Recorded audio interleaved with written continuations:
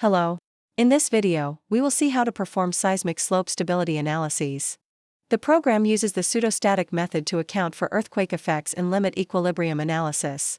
Seismic parameters can be entered using user-defined, Eurocode 7, or TBDY 2018. For comparison, I first analyze the model under static conditions. Now I open the analysis settings window and enable seismic analysis.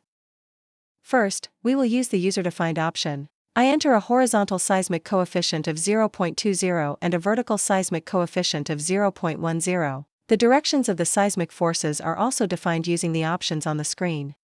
As you can see, the factor of safety decreases compared to the static condition.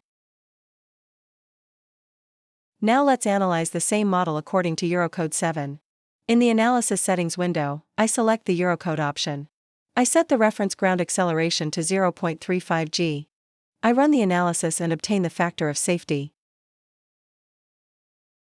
Finally, let's evaluate the same model according to TBDY 2018. For this method, I enter an SDS value of 1.04 and a topographic amplification factor of 1.0. I run the analysis again and obtain the factor of safety. Finally, let's perform an optimization analysis.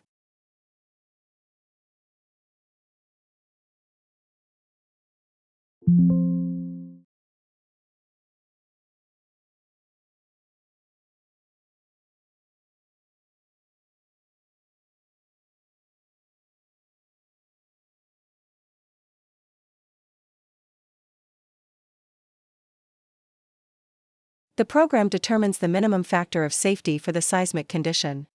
I click the Report button and generate the report.